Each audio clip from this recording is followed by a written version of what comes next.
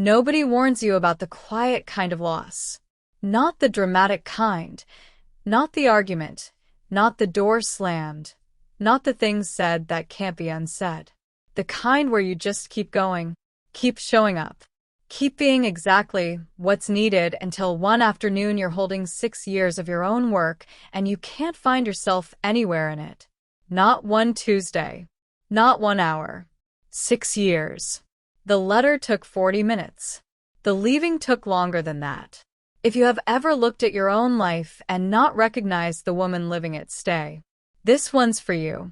There are women who understand what it costs to disappear slowly, without anyone noticing. Not even yourself. If that's you, you're exactly where you need to be. The filing system had always been mine. Dorian would never have said so. He would have called it the office system, the archive, the documentation, that vague, managerial word he used for anything whose inner workings he'd never needed to understand.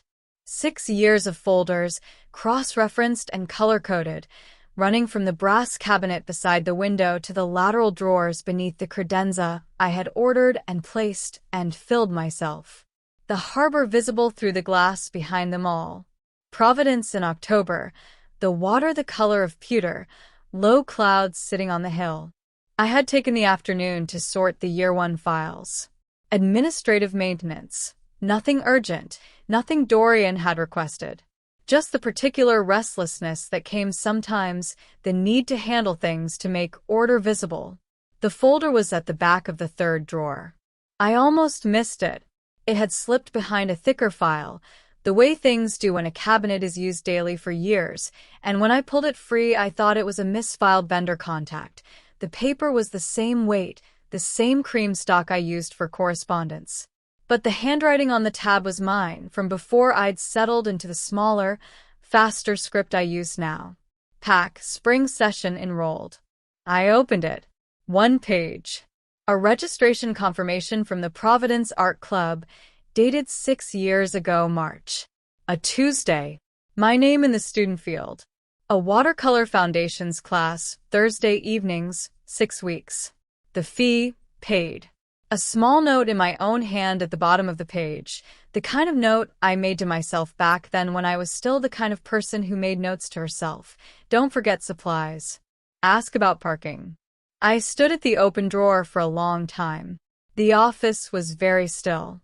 It was always still. I had stopped registering it years ago, the particular quality of the air in this room, how it sat differently than air in other spaces, heavier and more deliberate, like the room itself had decided long ago what it was and had not reconsidered since. 200 years of decisions absorbed into the walls. I'd read once that old buildings held temperature differently than new ones.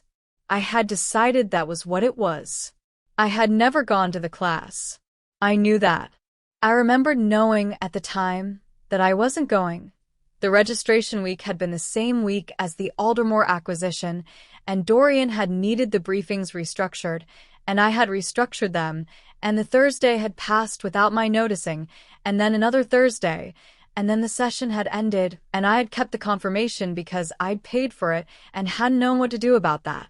I had not thought about it again. 6 years. I set the folder on the desk and sat down. My coffee was there, the one I'd made myself at 2 in the afternoon because the morning had run long, his ratio, not mine, the same proportion I'd been making for 6 years, and I'd stopped tasting the difference some time ago. I looked at the harbor. A container ship was moving very slowly toward the port, the kind of slow that looked like stillness until you kept watching. I pulled the legal pad from my drawer. The one I used for drafts, for notes, for the rough versions of things before they became official. I clicked my pen. I wrote Dear Dorian at the top, and then stopped. The ship kept moving. The thing was, I was not angry. I checked myself. This was the kind of moment where anger would have been simpler, would have organized the feeling into something I could act on, but there was nothing sharp in my chest. Just the weight of the folder. The handwriting on the tab. Don't forget supplies. I had forgotten. Then I had forgotten that I'd forgotten. And at some point the forgetting had become so complete that I would not have called it forgetting at all. I would have called it being practical. I would have said it without hesitation, to anyone who asked, and believed every word. No one had asked. I wrote for 30 minutes, without stopping. My hand moved the way it moved when I was drafting Dorian's correspondence, efficient, without second-guessing, one thought placed after another, except that what came out was not correspondence. It was the painting class. It was the birthday 2 years ago when I had woken at 6, understood the day, understood he would not remember, made myself coffee and gone to work, and by noon had decided that this was a reasonable condition of my life. The deciding. That was the sentence I wrote 3 times before I left it. I decided that was fine. And the deciding was the thing I can't explain and can't forgive myself for, and need you to understand. I put down the pen. Read it back. Added 2 more paragraphs and then crossed out 1.5. Left the half because it was true even if it was unkind. The signet press lived on my desk. It lived there because Dorian kept leaving it in the wrong rooms and I had stopped returning it to his. I had ordered it myself, 2 years ago, from a letterpress studio on Westminster Street, his initials and the house seal, for the formal correspondence that still warranted wax in the circles he moved in. I used it on my own letter. I did not think about that until after. The press in my hand, his seal on my envelope, the red wax cooling. I looked at it for a moment. Then I set it down. My hands were entirely steady. I placed the envelope in the center of his desk blotter, where he would see it. Not propped against anything, not weighted down, just there in the open, the way I placed everything I needed him to actually notice. I had learned the geometry of his attention over 6 years. I used it one last time. I went back to my own desk, closed the filing cabinet, straightened the legal pad, and replaced it in the drawer. Then I sat for a while with nothing in my hands, looking at the harbor. The ship had reached the port. I hadn't seen it arrive, only the space where it had been, and the water moving differently now in the wake of something that had passed through. I went back to my apartment at 10 and did not sleep. I had known I wouldn't. I lay on top of the covers in my work clothes and watched the ceiling and listened to the buildings settle around me, the old radiator ticking, the wind off the harbor finding the gap in the window frame I had meant to have sealed for 2 years. The kind of sounds you only hear when everything else has gone quiet and you have run out of ways to avoid yourself. At midnight I got up and made tea I didn't drink. Stood at the kitchen window with a mug warming my palms, looking down at the street. October in Providence at midnight. Nobody out. The amber of the streetlights on the wet pavement, the leaves moving in the gutter. Ordinary. The same street it had been every other night I'd stood here. I was not the same woman who had stood here before. I set the mug down at 12:40 and went to the closet. I had one bag. I had known for longer than I wanted to admit which one it would be. The canvas duffel I kept at the back of the shelf. The one I'd bought 3 years ago for a weekend trip I'd canceled to manage a situation for Dorian that could not have waited, but absolutely could have waited. I had washed it and folded it and put it back and never used it. I took it down and set it on the bed and stood looking at it for a moment. Then I packed the things that were actually mine. Not the work wardrobe. Most of it had been chosen with his calendar in mind, the colors that read well in his meeting rooms, the cuts that projected the specific kind of competence his world expected from a woman in my position. I left all of it. I took 3 sweaters, the ones I'd bought for myself, 2 pairs of jeans, the books on my nightstand that had nothing to do with anything useful, the photograph from the drawer, my mother at the Cape, squinting into the sun, laughing at something behind the camera, the only image I'd kept from a time before I'd learned to keep things that didn't hurt when they were taken. 40 minutes. 1 bag. I carried it to the door and left it there and went back to the office. This was the part one had not let myself think about directly. I had circled it all evening, the way you circle a thing you know you have to do but can't look it straight, like looking at something very bright or very sad. The office needed to be right. Everything in order. Every file complete, every transition documented, Every contact cross-referenced so that whoever came after me would not have to ask where anything was. I spent 2 hours on it. I told myself this was professionalism. The part of me that had been watching myself for years knew it was also love, or the habit of love, or whatever name you give to the thing that makes you keep caring for someone who has stopped noticing you're doing it. My hands knew the system without my having to think, the archive organized by year and then by matter, the digital files mirrored in the encrypted server I'd built and would now be handing the keys to a stranger. The contact sheets updated to reflect the conversations I'd had last week, the week before, back through October into September. At one point, I straightened a stack of papers that didn't need straightening. I noticed myself do it, and kept going. The letter was already on his desk. I didn't look at it when I walked through his office to check the far cabinet. I was aware of it the way you are aware of something that has already changed everything. Not dramatically, just as a fact in the room, a new weight in the air, something that could not be untrue. The red seal face down against the blotter. His name in my handwriting. 40 minutes of honesty sitting in the room where he had never once asked. I stood in the doorway of his office when I was done. I had stood in this doorway thousands of times. With files, with coffee, with updates and contingencies and the 3 things he needed to know before a meeting. I knew this doorway the way I knew his preferences, his patterns, the specific silence that meant he was thinking versus the silence that meant he had already decided and was waiting for me to catch up. 6 years of doorways. I put my hand flat against the wood of the frame. Not hesitating. I want to be clear about that. It was not hesitation. It was more like the way you put your hand against something before you leave it. The way you touch a thing to confirm it was real. That it held you. That you were actually here for all of it. And it was not a dream you were now waking from, but a life you had genuinely lived inside, and were now, with full knowledge, choosing to leave. 3 seconds. Then I walked back through the office, collected my bag from the apartment doorway, and took the stairs down to the street. The cold was immediate. October air off the water, the kind that finds the back of your neck before you've finished pulling the door shut behind you. I stood on the sidewalk for a moment. The building rose above me, brick and glass, the lights I'd left on in the office still visible from street level, the harbor beyond. The city quiet. The sky that particular shade of dark that comes in the hour before it starts thinking about morning. I walked to my car. I drove to the bridge.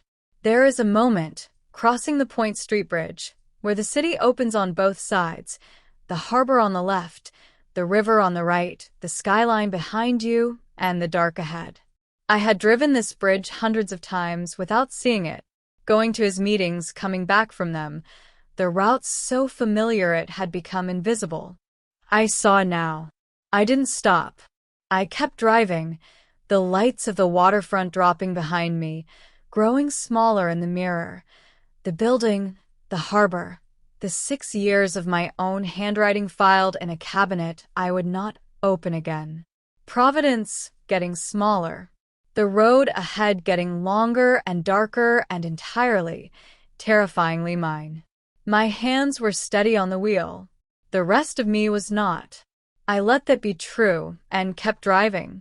The rented room in Northampton had a window that faced north. I had not known when I chose it that north light was what painters looked for, the kind that didn't shift across the day, that didn't flatter or dramatize, that just fell where it fell and told the truth about color.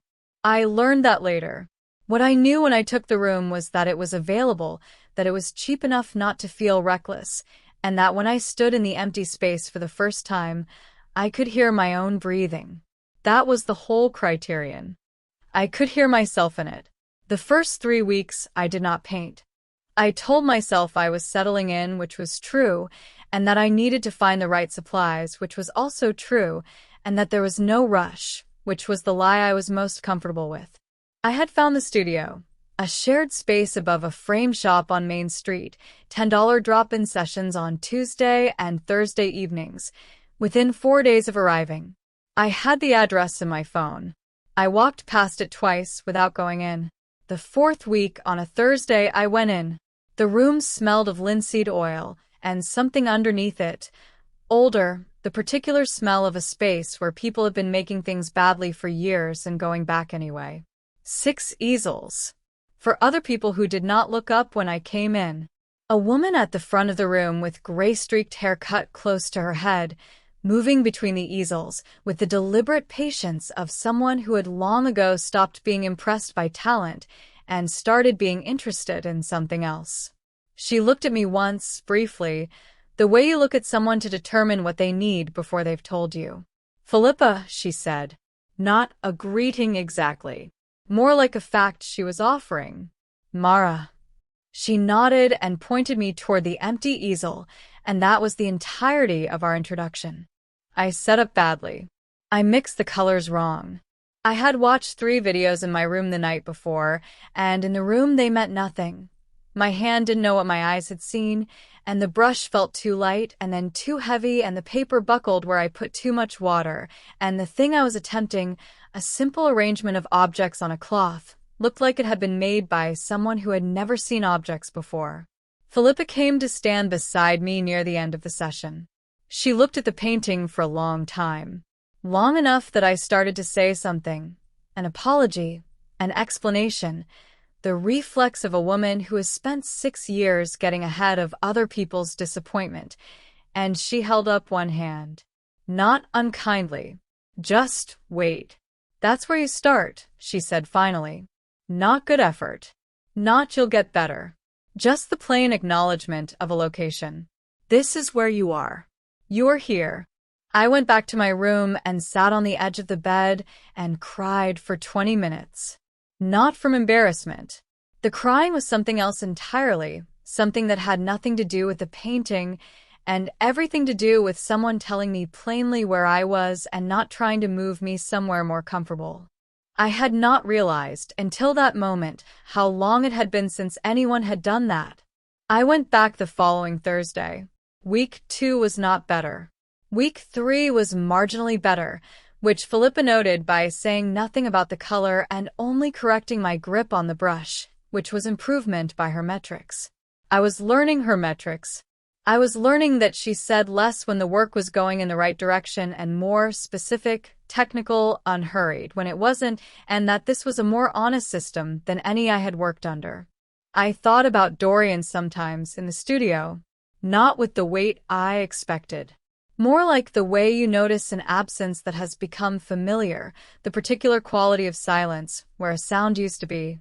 The air in my rented room was thin in a way I couldn't fully explain. Not cold, just ordinary. Just regular air without the density that had surrounded me for 6 years, that I had stopped noticing the way you stop noticing the pressure of water when you've been underwater long enough. My nervous system was looking for a frequency it no longer had access to. I let it look. I kept going to the studio. Week 6, on a Thursday in December, I was working on something I had not planned. I had come in with the intention of attempting a still life again. I had bought a persimmon specifically, set it on my kitchen windowsill for a week to look at it, felt ready. The persimmon was in my bag. I did not take it out. My hand went somewhere else. What appeared on the paper over the course of 2 hours was a harbor at night. Dark water, the amber of lights on a wet surface. A bridge in the distance, its span reduced to suggestion, to 2 points of light and the dark between them. It was not technically accomplished. The water was muddier than I wanted, the perspective slightly wrong, but there was something in the quality of the darkness that I had not put there on purpose. Something that looked like how it had felt to cross that bridge in October, the city dropping away behind me, the road ahead not yet real. I had not known I was still carrying that. Philippa stopped behind me and did not say anything for a long time. Then, "What's this from?" I looked at it. "A drive," I said. "A few months ago." She made a small sound that was not agreement or disagreement. Then she moved on to the next easel. I stayed after the others left, cleaning my brushes at the utility sink in the back room, the water running cold over my hands, the smell of the studio settling around me in the quiet. I looked at the painting propped on the easel across the room. It was mine, not in the administrative sense, not the way 6 years of folders had my name on them. Mine in the way that the rented room was mine, the north light was mine, this Thursday evening was mine. No one had needed it from me. No one was waiting on it. It existed entirely because I had made it badly with intention. I was going to go back next week. Not because I was getting better, though I might be, incrementally, in ways Philippa would note by her silences. Because I wanted to. Because wanting something for no reason except that it was mine had turned out to be harder to learn than any skill I had ever acquired, and I was not finished learning it, and for the first time in longer than I could locate, the not being finished felt like something to move toward rather than something to outrun. I dried my hands, wrapped the painting carefully, carried it home through the cold, set it against the wall of the rented room, in the north light that wouldn't reach it until morning. Went to sleep. I came back to Providence in January without telling anyone I was coming. Not him. Not the few people in the city who might have mentioned it to someone who might have mentioned it to him. I had learned over 6 years how information moved in his world, which tributaries fed which rivers, and I was careful. I took the contract position at the architecture firm on Benefit Street through a recruiter who didn't know my previous employer and didn't ask. I found an apartment on the east side, a third-floor walk-up with tall windows and radiators that knocked and hissed through the night, and I moved my 7 paintings in first before anything else. I told myself I came back because the work was good. The firm was good. Providence in January was brutal and familiar, and mine in a way Northampton, for all its kindness, had never quite managed to be. I did not examine the part of me that had chosen, specifically, this city. The work at the firm was different from anything I'd done in 6 years, concrete and collaborative, full of people who argued about load-bearing walls and sightlines and whether a particular staircase earned its square footage, people who cared about things I could touch. I was good at it in ways that surprised me, which told me something about what 6 years of invisible problem-solving had built in me that I hadn't known was there. I came home tired in a way that felt clean. I cooked actual meals. I went to a painting class on Thursday evenings at the Providence Art Club, a different instructor than Philippa but the same linseed and old wood smell, and I was still not good but I was getting somewhere incrementally in the direction of the thing I was trying to make. January became February. February became the particular mud and gray of a Rhode Island March. I had stopped waiting for his silence to change. I want to be honest about that. There had been weeks, early on, when I woke at 3 in the morning with my whole nervous system alert to nothing, the apartment ordinary around me, and I understood I was listening for something I no longer had access to. The quality of air that had surrounded me for 6 years. The specific weight of a very old thing existing in close proximity. I had calibrated to it without knowing, and the recalibration was slow and not always comfortable, and there were mornings when the light in my apartment felt insufficient in a way I couldn't account for by the weather. I stopped waiting. I got up and made coffee, and went to work. Then it was a Tuesday in March, and I was at my desk at the firm going through structural assessments on a renovation project in Fox Point, and the air changed. I don't know how else to say it. I was reading a document, a line about the tensile capacity of a particular beam, and the air in the room went a specific kind of still, not the ordinary quiet of an office afternoon, but something with weight in it, with age, the particular density I had lived inside for 6 years, and thought I had left behind. My hand stopped moving across the page. I sat very carefully, and did not look up. It lasted perhaps 30 seconds. Then it passed or shifted or, I am not sure of the word because what I felt was not the thing leaving but the thing being disturbed, like watching a body of water that has been completely still suddenly registering a movement somewhere far below the surface. Not calm. Disrupted. As though something that had been waiting had finally stopped waiting and was now something else. He was reading it.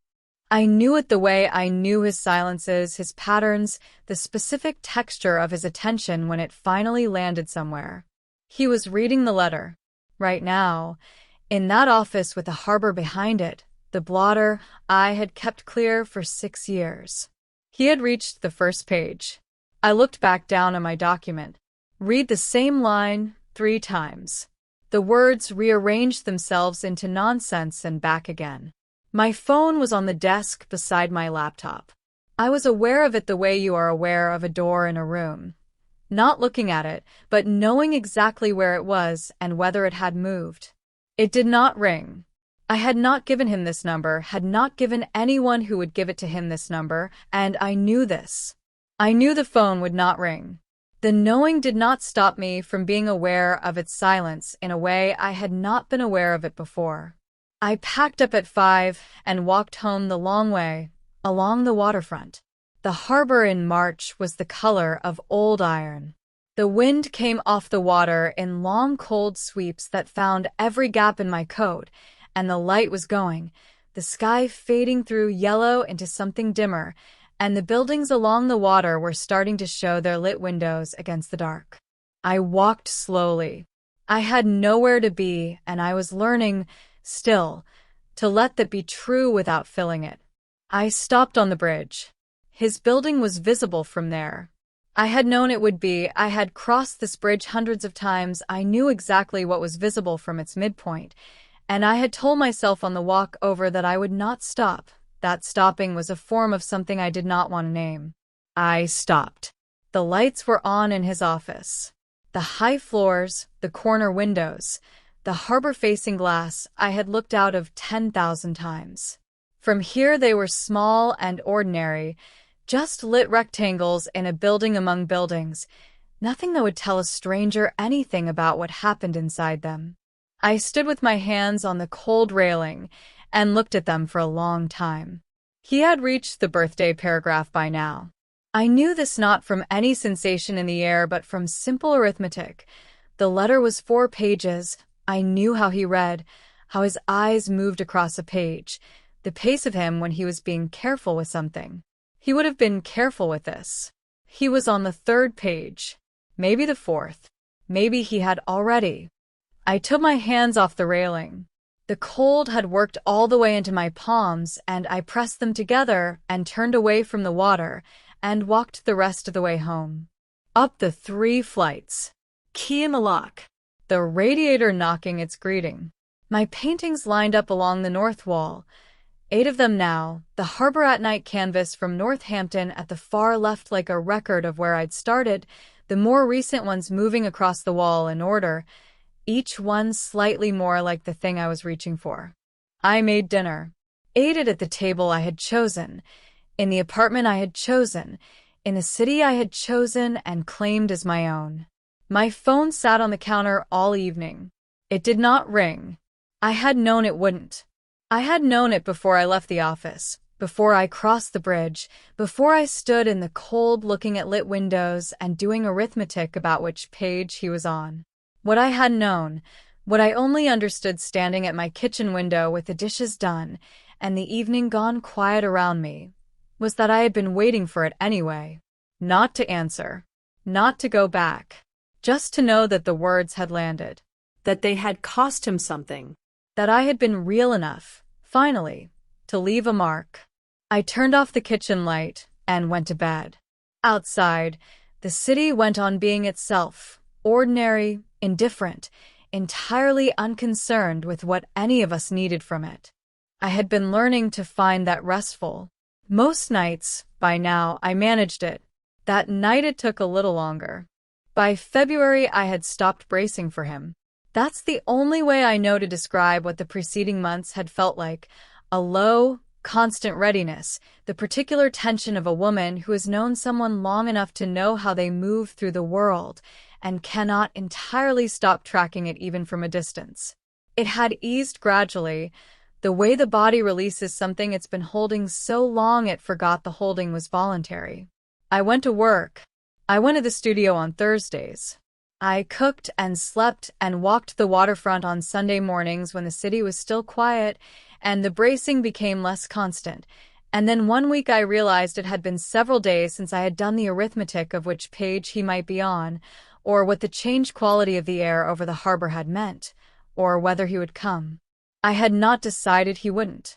I had simply stopped organizing my days around the question. The Saturday he came, I was working on something I had started 3 weeks earlier and kept returning to, a study of the light on water, late afternoon, the way February sun sits low and flat and turns the surface of the bay into something that looks less like water than like hammered metal. I had gotten the color wrong 4 times. The 5th attempt was doing something I hadn't intended in the upper left corner, a quality of depth I couldn't fully account for, and I was inside that problem when the room changed. The temperature didn't drop. The light didn't alter. What changed was the pressure, something in the air of the studio, acquiring the specific density I had lived inside for 6 years and had spent 4 months learning to exist without. My brush was mid-stroke. I finished the stroke. I set it down carefully, the way you set something down when your hands have gone slightly unreliable, and I kept my eyes on the canvas and breathed through my nose and waited for my body to stop treating the air like a threat. He did not speak. He did not cross the threshold. I knew, without turning, that he was standing in the doorway, just outside it, just at the edge of the room, because that was the limit of what the air told me, the pressure of his presence stopping precisely there. Not entering. Waiting. The other students were working. Brushes on paper. The instructor moving between easels. The ordinary sounds of a Saturday morning class continuing entirely around the fact that something unrepeatable was happening in the 3rd row. I turned around. He looked not the way I had imagined in the months when I was still doing that. I had imagined him arriving as he always arrived everywhere. Complete, contained, the particular authority of a man who had not needed to practice entering a room for 200 years because rooms simply arranged themselves around him. That was not what was standing in my doorway. What was standing in my doorway was a man who had practiced how to be smaller than he was, who had driven 300 miles and was holding that fact quietly, not using it. His hands were at his sides. His eyes were on me with an attention so direct and undefended it took me a moment to recognize it, because in 6 years I had never been the thing he was actually looking at. I held my paintbrush. He said, "How are you, Mara?" For words. Then, actually, the silence after that word was the size of 6 years. I heard everything inside it. Every morning I had come in early to get ahead of his day, every dinner I had worked through, every question no one had asked, and I had not known I was waiting for until this moment when it arrived and my body registered it before my mind did, a loosening somewhere behind my sternum, like a knot that had been there so long I had started to think it was bone. I did not go to him. I want to be honest about that. Every version of this moment I had constructed in the preceding months had me staying exactly where I was, composed, in full possession of myself, and that is what I did. I stayed, but it was not the effortless thing I had imagined. It cost something. He was right there. I had loved him for 6 years in the particular quiet way of a woman who has learned to keep love at a manageable size, and he was right there, and the word actually was still hanging in the air of the studio, and staying where I was cost something real. I paid it. I'm learning to be bad at something, I said. I'm getting less bad, slowly. I live on the east side. I walk to work. I looked at the canvas, then back at him. I made a friend at the architecture firm, a woman named Odette who brings terrible coffee and has very strong opinions about fenestration, and I look forward to seeing her most mornings, which I didn't expect. I stopped. He was listening the way he had never listened in 6 years, not waiting for the information to end so he could use it, but actually inside what I was saying following it. I went back to the painting class, I said. The one I enrolled in 6 years ago. The week I started working for you. Something moved across his face. Not surprise. He'd had 4 months with that letter. He knew about the class. It was more like the expression of a man receiving confirmation of something he had already understood but had hoped, quietly, was an exaggeration. It wasn't an exaggeration. "I know," he said. The two words sat between us, doing more work than most conversations manage in an hour. He knew what the class had cost. He knew what the deciding had cost. He was not going to argue with any of it. "I'm not asking you to come back." His voice was level, careful in the way of someone choosing each word at full awareness. "I came to ask how you were. That's all I came for." I looked at him for a long moment. This man I had organized 6 years around. This king who was standing in a doorway of a painting studio on a Saturday morning in February, not crossing the threshold, not using his size or his age, or the considerable gravitational pull of what he was to move me anywhere I hadn't chosen to go. "That's all I needed," I said. The words were true when I said them. They were still true a moment later, when part of me wanted to take them back, not because they were wrong, but because true things can also be the hardest things, and I was standing inside both of those facts at once and holding them without letting either one win. He nodded. Once. The nod of a man accepting a verdict. He has no standing to appeal. Then he looked at the canvas behind me. "The water," he said. "You got the light right." He left before I could respond. I heard his footsteps cross the hall, and then the stairs, and then nothing. Just the ordinary sounds of the studio reasserting themselves around the space where he'd been standing. I turned back to the canvas. The upper left corner, the part one couldn't account for. I looked at it for a long time. Then I picked up my brush and went back to work. I stayed until the end of the class. That matters. I want to say it plainly because I know what I would have done a year ago. I would have cleaned my brushes fast, made some excuse about an errand, removed myself from the room before anyone could see that I had been affected by anything. The management of appearances had been so practiced for so long that it had become indistinguishable from instinct. Pack up. Smile. Leave before the leaving becomes visible. I stayed. I finished the session. I rinsed my brushes in the utility sink and listened to the instructor give her closing remarks about negative space. "The importance of painting what isn't there," she said, "as much as what is," and I dried my hands on the cloth that smelled of turpentine and old work, and I wrapped my canvas carefully in the paper I kept in my bag for this purpose, and I walked out into the February afternoon at the same pace as everyone else. The parking lot sat at the top of a slope. The harbor was visible at the bottom of the hill, between the buildings, a strip of gray water under a low white sky. I stood beside my car for a moment without unlocking it. The air was the specific cold of a Providence February, salt and iron, the kind that doesn't so much chill you as clarify you, that strips away everything that isn't essential and leaves you standing in what remains. I breathed it in. My canvas was under my arm. My keys were in my hand. He was gone. I had watched him leave, heard him on the stairs, and the studio had quietly resumed its Saturday morning rhythms around the space where he'd stood, the way water closes over a dropped stone, not indifferently, but completely, because that is simply what water does. I sat in the driver's seat and did not start the car. This was the stillness I had not let myself have inside. The minute he left, I had picked up my brush, had gone back to the canvas, had finished the session with the focused deliberateness of a woman who is not going to let an unexpected thing undo 2 hours of work. That was true, and it was also armor, and I had known it was armor while I was wearing it and worn it anyway, and that was all right. Some protection is legitimate. Some distance is earned. The car was cold around me. My breath made small clouds. I sat and let the session replay.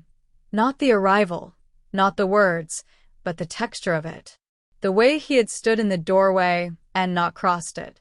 The way he had listened to me talk about Odette and her terrible coffee and fenestration, as if those were the most important things he had heard in 4 months, which, I understood, sitting in the cold car, they may have been.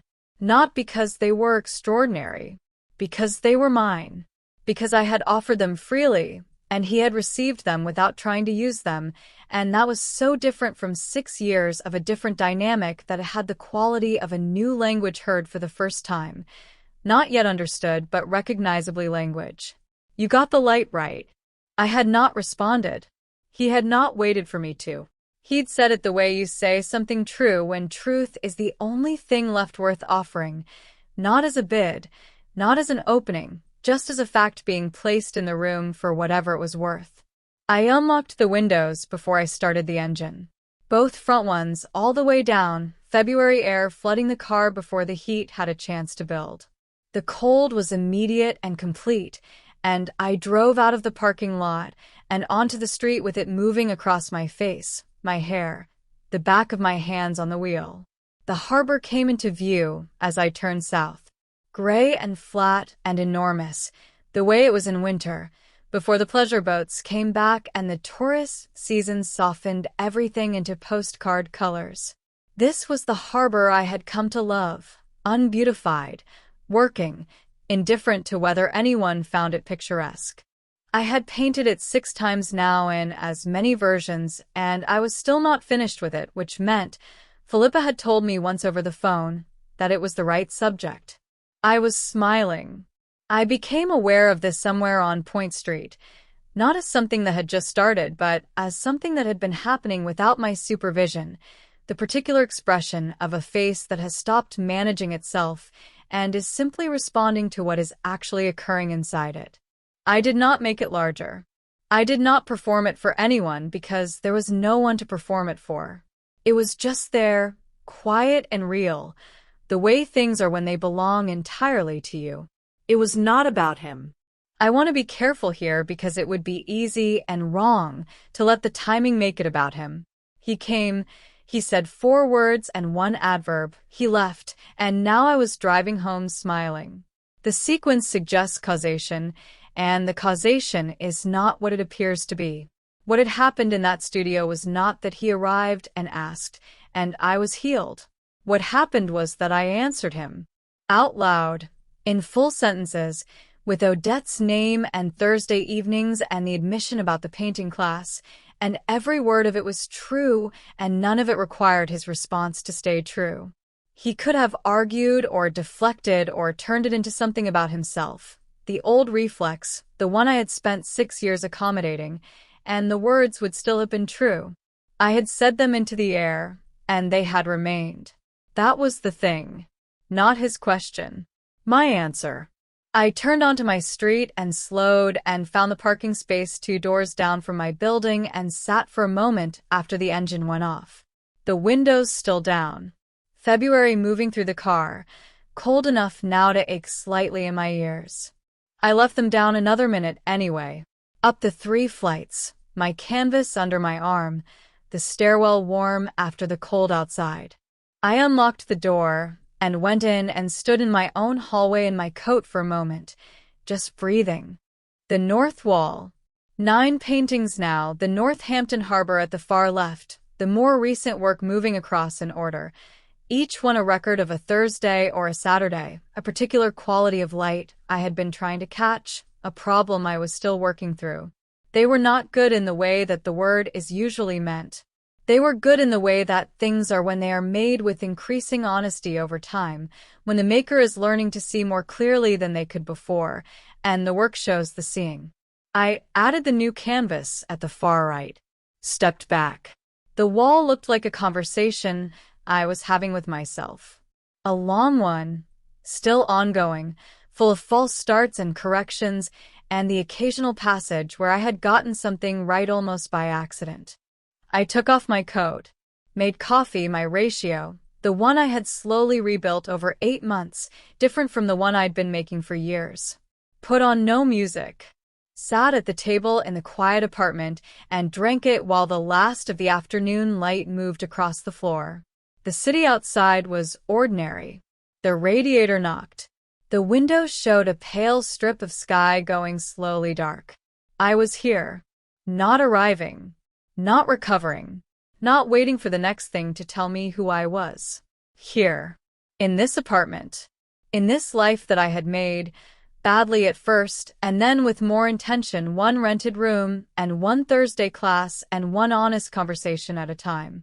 There are women in this city who know what it costs to leave, not in the loud way, not with the drama that makes it legible to anyone watching, but in the quiet way on a Tuesday, with 40 minutes and a letter and a car pointed towards something they had not let themselves want in years. We don't find each other easily, but we're here. And if something in this story felt like your own, if these words landed somewhere you didn't expect, don't let that feeling slip past you. Subscribe. Stories like this exist because women like us need them. Stay close to what understands you. Outside, the harbor went on doing what it always did. Moving. Indifferent. Holding the light until there was no light left to hold. I sat until the coffee was gone. Then I got up, washed the cup, and started on dinner.